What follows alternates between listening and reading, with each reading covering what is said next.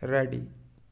It is vehemently submitted by the learned advocates appearing on behalf of the state as well as the prosecutrix that the present case is not a case of mere breach of promise to marry as contended by the learned senior advocate appearing on behalf of the accused.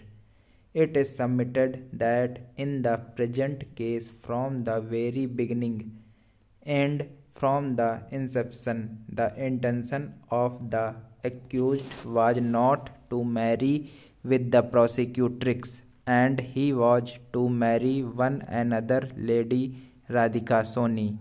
It is submitted that despite the above, he called the prosecutrix at his residence, and by giving promise that he would marry, he had a sexual intercourse with the prosecutrix.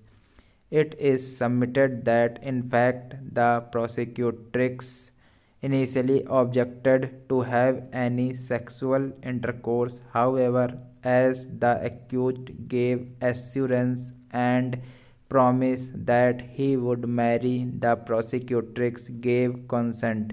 It is submitted that as the consent was obtained by the accused of misconception of fact, and therefore the same cannot be said to be a consent even considering section 90 of the IPC, and the consent was on misconception of fact. Both the courts below have rightly held the accused guilty for the offence under section 376 of the IPC. It is further submitted by the learned advocate appearing on behalf of the state as well as the prosecutrix that even the conduct on the part of the accused, which is borne out from the record that when the parents of the accused and the prosecutrix subsequently met to fix the marriage, instead of remaining present, the accused ran away.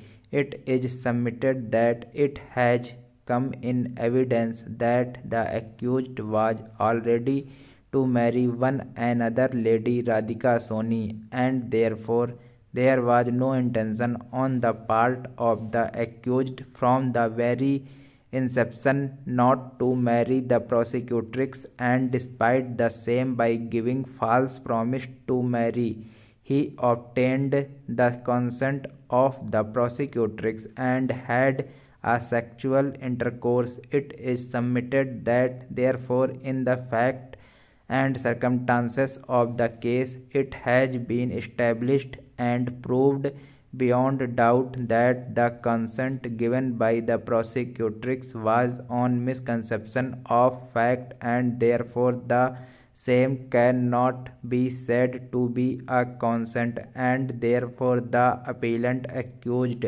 is rightly convicted under section 376 of the IPC.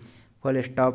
Para. Learned advocates appearing on behalf of the respondent state as well as the original complainant prosecutrix have relied upon certain decisions of this court on section 375 of the IPC, section 90 of the IPC, and on consent on misconception of facts and on consensual sex, which will be referred to and considered hereinafter. Now, so far as the reliance placed on the decisions of this court relied upon by the learned counsel appearing on behalf of the accused referred to herein above, learned advocates appearing on behalf of the state as well as the original complainant prosecutrix have submitted that none of the aforesaid decisions shall be applicable to the facts of the case on hand.